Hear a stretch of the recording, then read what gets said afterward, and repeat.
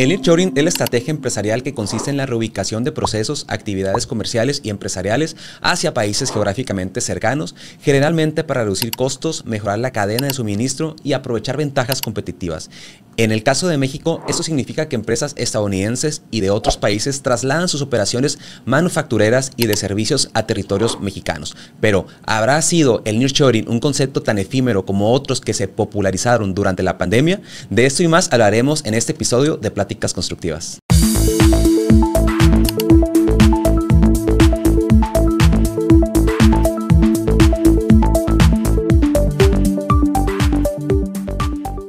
Hola, ¿qué tal? ¿Cómo están? Bienvenidos a Pláticas Constructivas. Soy Luis y me encuentras en mis redes sociales como art.luismarin.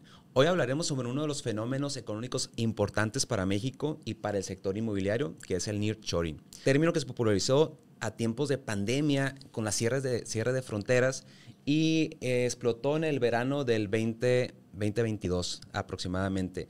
Voy a compartir un dato. Según un análisis de Bloomberg, encontró que en el segundo trimestre de este año, 2022, los CEOs de las empresas públicas de Estados Unidos hablaron de nearshoring y reshoring casi 100 veces durante las llamadas con analistas.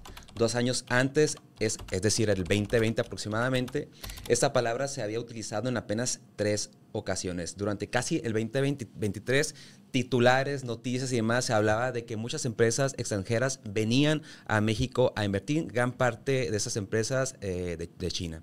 Y bueno, para ampliar un poquito este tema, tengo de invitado el día de hoy a Juan Carlos Mit, licenciado en Economía por la Universitat Pompeu Fabra en Barcelona y la Universidad Católica Portuguesa en Oporto, con una máster en Análisis Político y Asesoría Institucional por la Universidad de Barcelona. Y actualmente combina su labor profesional con la docencia en el Tecnológico de Monterrey. Bienvenido, Juan. ¿Cómo estás? Bien, encantadísimo de estar aquí contigo, Luis. Bienvenido a Nuevo León. Muchísimas gracias. Y feliz de hablar estos temas porque tanto el nearshoring se conecta muy bien con el desarrollo económico, el desarrollo industrial, cadenas de suministro, que como Correcto. dices, yo creo que nearshoring ya sobrepasa toda esa cifra que mencionaste, lo vimos todos los días, en Correcto. específico aquí en Nuevo León.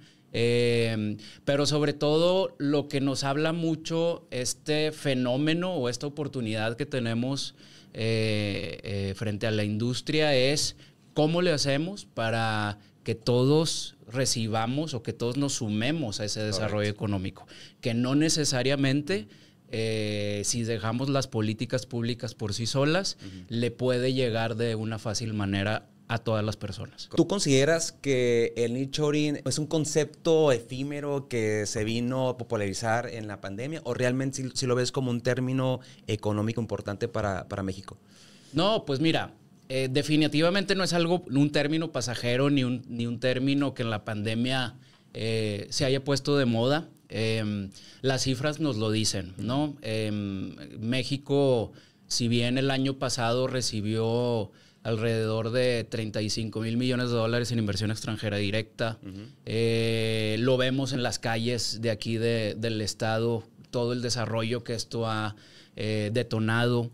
Y también vemos, a veces nos fijamos mucho en la cifra de inversión extranjera directa, pero realmente a mí me gusta más los datos que tienen en cuanto a parques industriales. Es decir, porque la cifra de inversión extranjera directa te dice o acumula muchos datos que no necesariamente se refiere a lo que queremos tocar hoy, que es, por ejemplo, cuántas plantas de manufactura están llegando a Nuevo León, ¿no? Siempre como que asocian la parte de inversión extranjera directa con ese dato. Correcto. Pero realmente a mí me gusta más el dato de cuántos parques, por ejemplo, industriales están generando aquí en el estado. Correcto. Ahorita, si mal no recuerdo, la Asociación Mexicana de Parques Industriales mencionaba que alrededor del 99% de la ocupación existe aquí en Nuevo León, es decir, el 99% de los parques están ocupados, el 95% a nivel México. Entonces ya con eso, y lo más fuerte es que los metros cuadrados que el año pasado se produjeron en estos temas. La ANPIP decía que me parece que ya hay más de 4 millones de metros cuadrados que ya están en México. El año pasado, a mi punto de vista, tuvo una desaceleración, estuvo un poquito pausado. Hay que recordar que cuando surge ese término de nearshoring, pues obviamente 2022, 2021, 2022, 2020, parte del 2023, fue una de que ya no había inventario en el sector industrial. Todo se empezó a ocupar. ¿Y qué hicieron los desarrolladores? ¿Sabes qué? Cambio mi giro de estar construyendo habitacional, departamentos, casas, mejor me voy a industrial porque tiene un retorno de inversión más atractivo, ¿no? Lo que se empezó a hacer es construir parques industriales, naves industriales. Se viene el año pasado con una desaceleración y ahí está bien el inventario. Entonces, quiero suponer a lo que me comentas desde que está ya recuperándose ese sector, ¿no? Totalmente. Aquí, por ejemplo, en Nuevo León hay más de 250 parques industriales y siguen creciendo. Pero si bien, como te digo, ya cada vez más, pues, o sea, siempre está constante ese tema de que hacen falta más. Entonces, yo ahí prefiero ese dato, ¿no? De decir, bueno, sí que está habiendo inversión extranjera directa, por supuesto, pero realmente sí que se está logrando que más empresas lleguen al estado. Y sobre todo hay un dato bien interesante que en estos expansión de parques industriales, la mitad son por expansiones de las mismas empresas que ya están en Nuevo León. Es decir, las empresas confían en el estado, confían en que va a seguir creciendo y confían desde luego en las políticas públicas que se están generando. Y la otra mitad es por nuevas inversiones, que esto quiere decir que cada vez más empresas están estableciendo sus operaciones aquí en Nuevo León. Entonces hay dos puntos bien importantes a considerar. Ahora, ¿quién se beneficia del nearshoring? Pues mira, directamente se beneficiarán obviamente pues, las empresas grandes. Aquí nosotros hay que tener en cuenta que tenemos que beneficiar también a las empresas pequeñas y medianas. Correcto. Porque claro, cuando una empresa llega al estado, desde luego uno de los drivers principales que una empresa considera a la hora de entrar a un país, a invertir, a establecer sus operaciones, el primero es que tengan una cadena de suministro certificada, competente, etcétera. Que exista capital humano y desde luego ya se van después desplegando más puntos importantes que los inversionistas tienen en cuenta.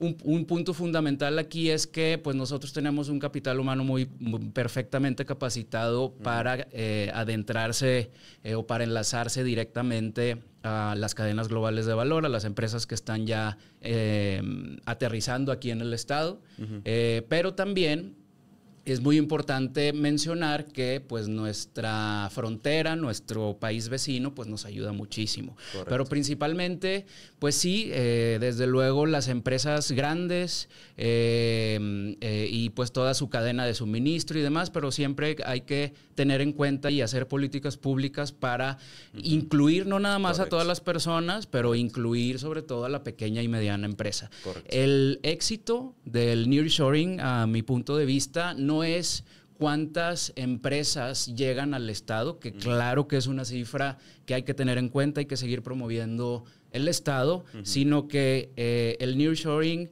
su éxito vendrá de qué tanto nosotros somos hábiles para conectar esa pequeña y mediana empresa local a las grandes que llegan, porque necesitamos desde luego que las que ya están aquí establecidas se beneficien de la tecnología que estas grandes empresas traen, de los salarios, sobre todo para las personas, competitivos, sobre todo esta frase de más y mejores empleos, ¿no? Correcto. Eso me recuerda, tomando una analogía del término gentrificación, ¿no?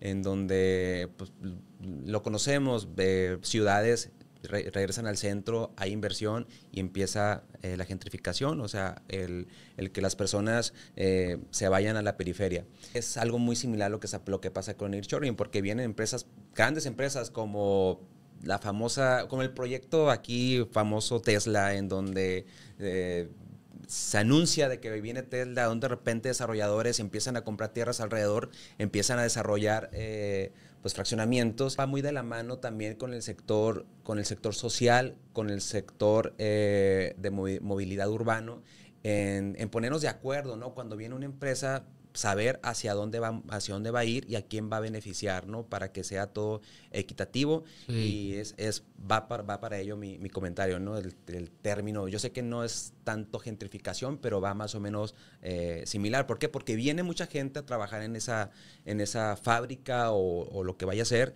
y pues van a ocupar vivienda, van a ocupar transporte, van a ocupar servicios, entonces tiene que ir todo muy ligado, ¿no? Sí, por supuesto, y sobre todo eso que mencionas me iría como un escaloncito un poco más atrás, y aquí es bien importante desde luego que se establezca una estrategia de atracción de inversión extranjera directa, que se establezca también una política industrial, no nada más de corto plazo, de 3, 4, 6 años, sino una política industrial que vaya desde ahorita hasta dentro de los próximos 50 años como mínimo, porque eso nos da a todos la capacidad de generar estrategias y política pública para empezarnos a organizar, primero en la parte estatal y sobre todo a nivel país, porque si a nivel país nos ponemos todos de acuerdo y definimos realmente los sectores estratégicos de cada uno de los estados,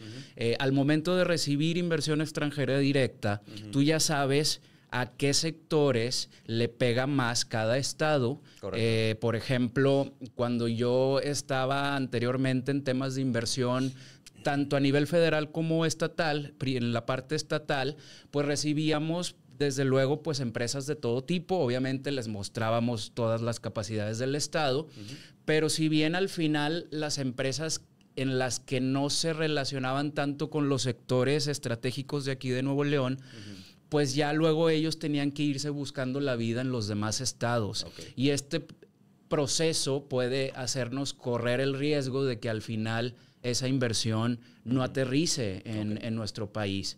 Entonces, si desde el inicio tú ya le dices al inversionista que en la parte norte están temas intensivos en manufactura avanzada, temas intensivos en tecnología, investigación y desarrollo, y a lo mejor en la parte sur-sureste van a estar enfocados más a desarrollar un tema de servicios, de turismo y demás, por temas de naturaleza y etcétera, a lo mejor ya es un poco más eficiente, ¿no? Y nos ahorra mucho más el trabajo a todos, ¿no? Hablando de región, ¿cuáles serán las regiones más prometedoras para el nearshoring?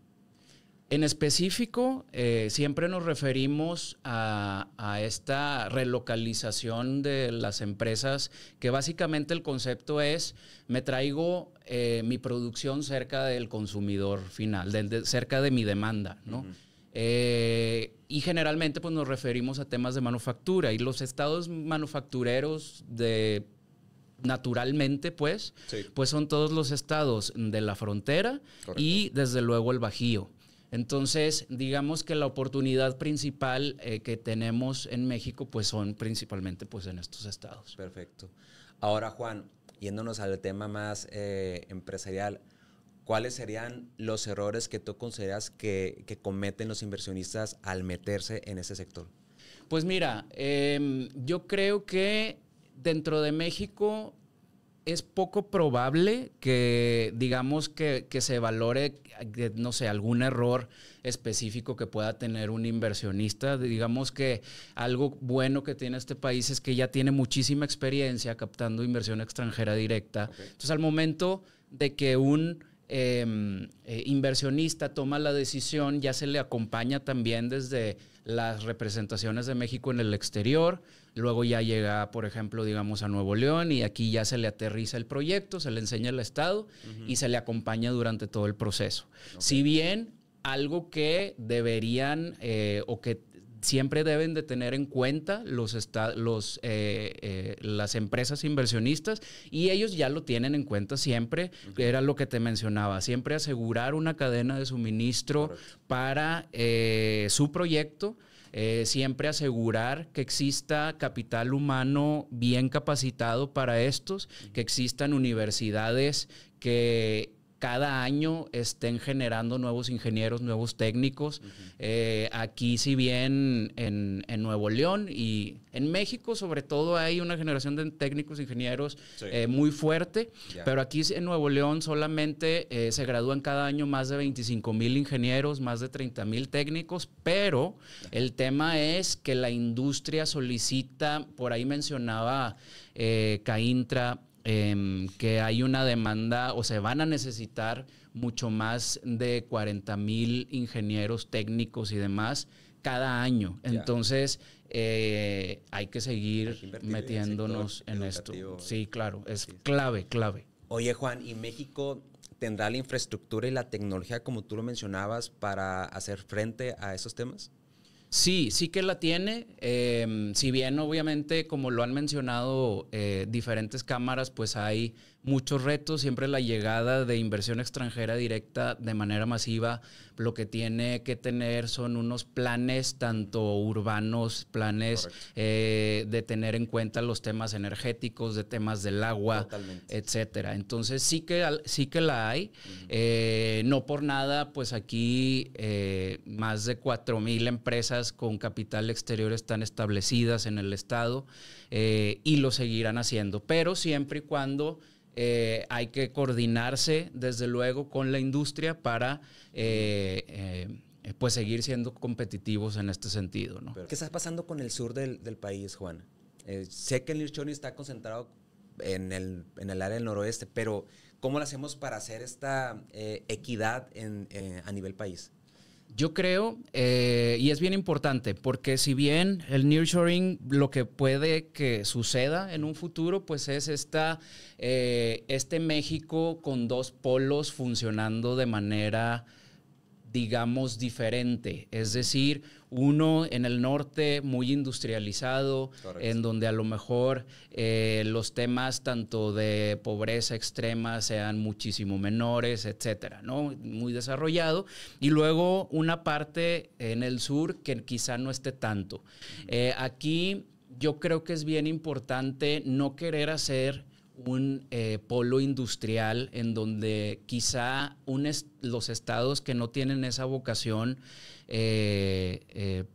pues lo intentemos hacer ahí, ¿no? No podemos hacer un Nuevo León, por ejemplo, en quizá un estado del sur, en, no sé, Oaxaca, Chiapas. Correcto. Y no significa que uno sea mejor ni peor. Sí. Lo que hay que hacer es, lo que mencionaba, una política industrial, desarrollar cada uno de los sectores en cada uno de los estados, de que cada quien defina cuáles son sus sectores estratégicos. Correcto. Y si bien a lo mejor no meterle tanto para un tema de desarrollo industrial en el sur, pues mejor hagamos una estrategia de desarrollo, por ejemplo, como lo hizo Costa Rica con su sector turismo. Correcto. Impresionante. Quizá lo podemos hacer en el sur-sureste. Sí, estoy totalmente de acuerdo contigo. Creo que cada estado tiene sus características y cualidades únicas. No puedo yo asemejar Tijuana con Cancún, ¿no? Tijuana Exacto. con un turismo médico súper fuerte, pero unas playas que no son atractivas, y Cancún que sí tiene fuerte el turismo médico, pero también tiene fuerte pues todas las playas del Caribe, ¿no? Sí. Entonces, son dos casos completamente diferentes. Y fíjate que de hecho hay una empresa de arneses en Chiapas, complejo el tema, y le va muy bien. Pero creo yo que podríamos generar un desarrollo mucho más inclusivo, de hecho, si nos especializáramos en cada uno de los sectores. Correcto. Fíjate que yo el año pasado estuve a cargo de un parque industrial, y el principal problema en el que me enfrenté en Querétaro es justamente la energía. Y veo que aquí tenemos el problema y no lo atacamos. Cuando ya estamos frente a un tema político, económico muy importante, que tenemos la ubicación geográfica súper interesante contra de todo el mundo, sí, y no la aprovechamos, canijo, ¿no?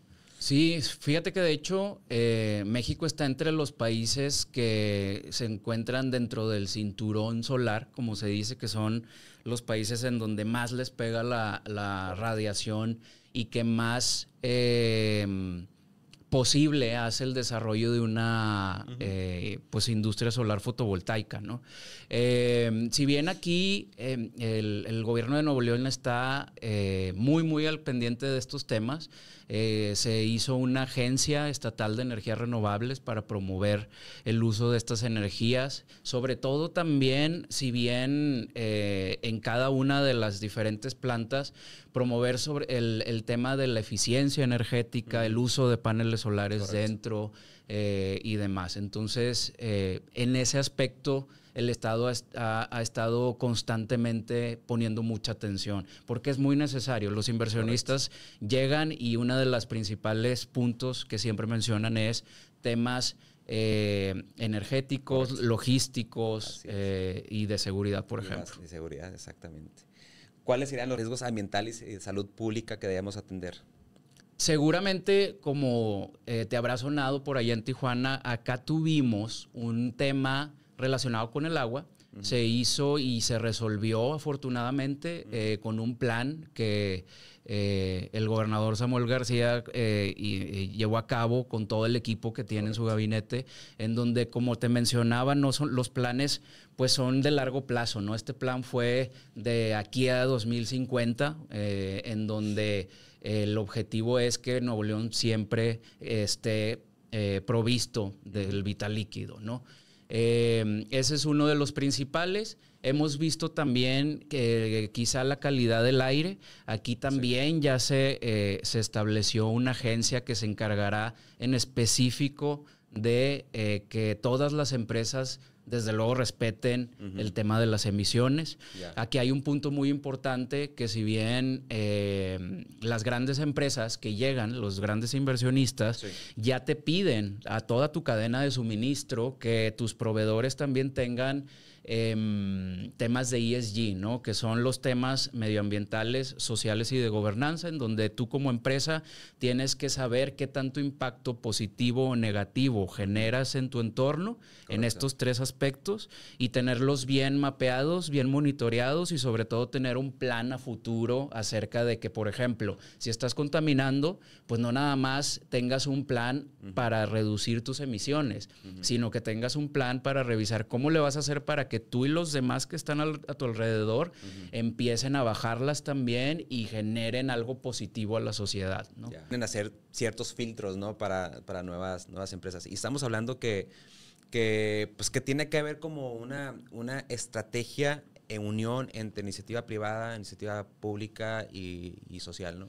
Sí, y de hecho, qué bueno que lo mencionas, porque fíjate que definitivamente, como siempre menciona la Secretaria de Igualdad e Inclusión, Marta Herrera, y dice, las cosas no las podemos hacer solos. La política social, por ejemplo, no la podemos llevar a cabo solos. Y de hecho, la política social, cuando lo mencionas, está hecha, sí, liderada por ejemplo, en este caso, la Secretaría de Igualdad e Inclusión, pero la parte de generar ese piso parejo en donde todas las personas que viven o transitan por Nuevo León tengan esta parte de salud, de educación, de alimentación, vivienda digna y demás, lo llevan diferentes secretarías en donde cada mes ellos van sumando a los indicadores que tienen. Partes también medioambiental y demás. Entonces, aquí tener alianzas estratégicas para lograr objetivos es clave, ¿no? De hecho, no nada más para lograr objetivos en política pública como se hace, sino objetivos también dentro de las empresas. Nosotros, por ejemplo, en la dirección de alianzas, pues lo que nos dedicamos es precisamente a eso. ¿Cómo apoyamos a las empresas en que puedan lograr la parte de la S, de los ESG, la parte social, para que sean más competitivos? Porque si bien ya es un tema que lo solicitan por regulación, nosotros ayudamos a diseñarles temas de responsabilidad social, proyectos sociales de largo plazo, les damos todo el monitoreo y etcétera, y ellos ya lo tienen y lo presentan con aquellas empresas que se lo soliciten, ¿no? Y así somos más competitivos todos. Perfecto. ¿Cómo ves en 10 años este término nearshoring? ¿Consideras que tenga todavía potencial o pausa un poquito? ¿Cómo lo visualizas? Pues mira, yo creo que te comentaba, no es un tema que se vaya a terminar rápido, ni es un tema, digamos, que sea, como a veces mencionan, que o lo aprovechamos ya o se nos va a ir esta oportunidad. Desde luego es una oportunidad, no es es como una oportunidad de muchas que tiene este fenómeno industrial que está viviendo México. Correcto. Aquí yo creo que pues no va a pasar, digamos, de moda, pero sí hay que estar súper al pendiente de que si bien este desarrollo va a continuar, puede tener algún bache en el camino si no nos aseguramos que la cadena de suministro, es decir, la empresa pequeña y mediana se sume. Esta es una como inclusión empresarial. Pero aquí lo más importante es que todas las empresas, que todas las personas se sumen. Porque a veces nos comentaban que, oye, ¿sabes qué? Es que nos falta mano de obra calificada en el Estado, ¿no? O sea, ya no hay gente que quiera trabajar. Y entonces les mencionábamos nosotros, oye, pues ¿sabes qué? Nosotros en los centros, en los 50 centros comunitarios que tenemos alrededor del Estado, tenemos padrón de personas que quieren trabajar, pero pues no se ha hecho esta conexión necesaria entre la persona que a lo mejor no tiene alguna cualificación específica que la empresa necesite con lo que la empresa está buscando. Entonces, aquí ya identificamos esa problemática y lo que hemos hecho es hacer una especie de sondeo entre la industria para revisar qué necesita y nosotros aterrizarlo con las escuelas técnicas para llevarlo a las personas en nuestros centros comunitarios y no nada más en nuestros centros comunitarios, sino también a personas con discapacidad, a personas que tenemos en los grupos prioritarios, ¿no? Entonces, la idea es que todas estas oportunidades de empleo lleguen a las personas que todavía no les han llegado. Entonces, hay que trabajar muy fuerte en eso, porque si no lo empezamos a abordar rápido, te van a hablar y te van a decir siempre, oye, el nearshoring y súper bien y etcétera. Y claro, a ti que no te ha llegado esa oportunidad vas a decir, pues no sé de qué me estás hablando y pues la verdad no me interesa. Entonces hay que tener mucha atención en eso. Que te sea atractivo y beneficioso a ti también. Claro. Digo, me regreso al sector inmobiliario. Hay empresas que sí pues se ponen en la par, ¿no? De este crecimiento industrial. Hay empresas que la verdad se me hace muy interesante lo que hacen. Por ejemplo, acabo de conocer una aquí en la región, Terraregia, con un proyecto que obviamente está aprovechando el nearshoring, pero le apunta a vivienda, le apunta a comercial, le apunta al industrial. Es una macro ciudad, pero sí también, o sea, la vivienda no es asequible para un trabajador de una empresa de ahí, pues. Entonces, también ahí entra, como te comentaba en un inicio, pues el transporte. ¿Por qué? Porque la persona que va a trabajar ahí, pues tiene que irse hasta su vivienda a no sé cuántos kilómetros, ¿no? Entonces, realmente los que viven ahí alrededor, pues estamos hablando que tiene un valor adquisitivo mayor contra un trabajador promedio, ¿no? Vi terrenos recientes que andan entre los 3 millones a los 6 millones el puro terreno, o la vivienda 4 millones. Y realmente, siendo sinceros, digo, no cualquier persona puede comprar una propiedad de este tipo. Entonces yo pienso que también tenemos que cuidar esa parte del sector inmobiliario, ¿no? Estamos entrando a otro tema, pero, claro, porque pero sí es importante. Corremos el riesgo de entrar en una burbuja. Correcto. Que ya muchos países vivieron en el 2008 por ahí. Entonces, pues hay que tener mucho cuidado en estos temas. Y qué bueno que tocas el punto de que a veces no se pueden pagar, por ejemplo, viviendas, incluso el tema del transporte, no porque tú ya estés trabajando en una planta o en una nueva empresa que llegó al estado y etcétera, significa que no vas a pasar o no estás en una situación vulnerable. ¿A qué me refiero con esto? 7 de cada 10 personas que están trabajando actualmente aquí en México están en una situación vulnerable con el tema del salario. Sí. Es decir, tienen salarios precarios. Es decir, que si bien están fuera de la pobreza y pobreza extrema, están ahí en la cuerda floja de ¿sabes qué? Pues no tengo ni para comer al rato y estoy trabajando. Y el problema de esto es que al momento de tú estar trabajando, no tienes acceso a más programas sociales porque en principio ya estás trabajando. Entonces aquí llega a haber una crisis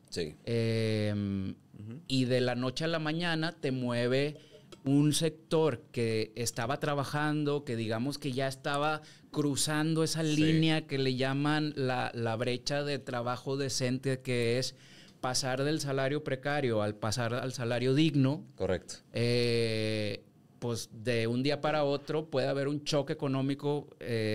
Con choque económico me refiero a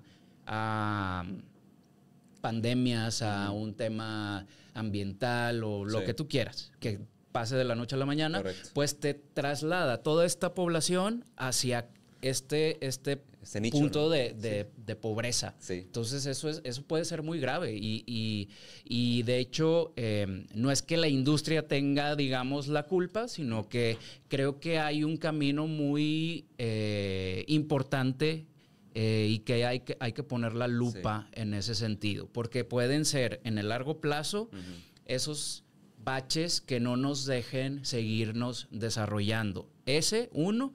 El otro es la informalidad.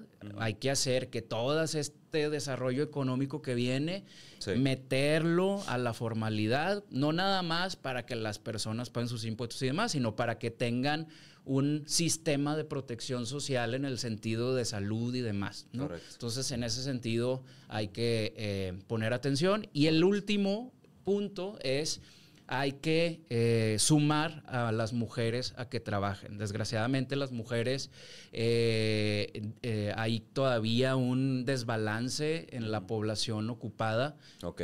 Y esto, una de las razones es pues que no tenemos guarderías, por ejemplo, en los parques industriales para que pues las mujeres vayan y dejen a sus hijos mientras trabajan. No tenemos a lo mejor más seguridad en tema de transporte. Entonces, lo bueno es que aquí en el estado Nuevo León ha trabajado súper intenso en esos temas. Aquí en la Secretaría de Igualdad e Inclusión lo que hacemos es proveer y dar apoyos, no solo en el establecimiento de guarderías, por ejemplo, sino también becas por niño, niña inscrito, también en apoyos y para transporte seguro y que da la Secretaría de Movilidad. Entonces, todos esos puntos se van teniendo en cuenta y sobre todo hacemos como una labor muy fuerte de promover el sistema estatal de cuidados en las empresas, que es lo que te mencionaba. Las mujeres a veces no pueden ir a trabajar porque o tienen que cuidar a los hijos o tienen que cuidar a los papás, niños, lo que sea, ¿no? Entonces hay que poner mucha atención en eso. O incluso pues el famoso machismo, ¿no? También. ¿Puede ser? Sí. Eso ya es más profundo. Así es. Oye, Juan, si tuvieras que elegir una política pública para mejorar toda esta parte social de nearshoring, ¿cuál sería? Pues mira, yo creo que para una política pública hay que hoy en día hacerla primero de manera transversal. Es decir, como te mencionaba, ¿qué es la política social ahorita? lo que tenemos que hacer es no solamente lanzarla y que solamente una institución la lleve, sino es que sea entre diferentes secretarías para que todo el mundo le sume. Y un tema de inversión extranjera directa que al final le pega tanto a economía, tanto a desarrollo social, temas de igualdad, inclusión y demás. Yo creo que lo importante aquí es llevar tecnología, no nada más a los que ya se están preparando, sino llevar tecnología a aquellas zonas en las que son de difícil acceso, para que se empiecen también a capacitar y a su vez, gracias a esta capacitación, se puedan aprovechar estas oportunidades de mejor y más empleo, ¿no? Esto por un lado, hay que también coordinar estos esfuerzos a no nada más capacitar por capacitar, sino revisar con la industria qué necesita y revisar con las escuelas técnicas qué es lo que pueden cubrir. Correcto. Y nosotros como Igualdad e Inclusión llevarles a todas esas personas, se capaciten y entren a estas cadenas. Y por otro lado, no olvidarnos también de la pequeña y mediana empresa. Si la pequeña y mediana empresa no se suman directamente a estas cadenas globales de valor, pues el aprovechamiento va a ser muy leve, ¿no? Que son los más ahorcados, ¿no? Sí, claro, sí, porque pues al final nos decían a nosotros, oye, es que necesitamos proyectos de responsabilidad social y las pequeñas empresas dicen, es que ¿cómo me concentro en hacer un proyecto de eso? Entonces nosotros lo que hicimos fue generar una estrategia de que en el proyecto de la grande sumemos a la pequeña, ¿no? Perfecto. Oye, Juan, ya vamos cerrando este podcast. Se me fue muy rápido. Muy rápido. Sí. Pláticas Constructivas surge justamente para educar a todo ese sector empresarial, el sector inmobiliario, obviamente el tema de finanzas, y por ello invitamos a personajes líderes en cada sector, obviamente impulsando toda esta parte. Entonces, para todos nuestros oyentes, un consejo que les quieras brindar desde tu trinchera, Juan. Sí, pues yo creo que hoy las empresas, las mejores empresas, los mejores productos se diferencian por tener estrategias que protejan tanto el medio ambiente como a la sociedad. Entonces, siempre al momento de generar un emprendimiento hay que tener en cuenta el impacto que tenemos, ¿no? Con el medio ambiente y con la sociedad, y por lo tanto hay que integrarlo al negocio. No se trata de que tengamos un proyecto de responsabilidad social, sino que nuestra empresa misma, a la hora de operar, sea responsable con el medio ambiente y la sociedad y que tenga impacto positivo en todo lo que tengamos. No nada más a ver cuánto negocio se hace, ¿no? Perfecto. Hablamos de nearshoring, hablamos de que todavía tiene potencial unos cuantos años más, la importancia geológica que tiene el país y cómo aprovechar esa oleada empresarial, ¿no? que nos está llegando aquí al país. Juan, muchas gracias por atender esta invitación. Te deseo mucho éxito, que sigas igual de emprendedor como lo eres. Tengo ya mis años de conocerte y siempre te veo bien echado para adelante, y de esas personas ocupamos aquí en México. No, muchas gracias, Luis, siempre un honor y felices de estar aquí contigo, y todo el éxito aquí en Nuevo León. Vas a ver que va a estar muy padre. Muchas gracias. ¿Tus redes sociales dónde te encontramos? @JuanCarlosMeade, y también para cualquier tema que quieran consultar, alianzas.estratégicas @nuevoleón.gov.mx. Perfecto, pues nos despedimos. No se olvide de seguirnos en YouTube y en Spotify. Muchas gracias.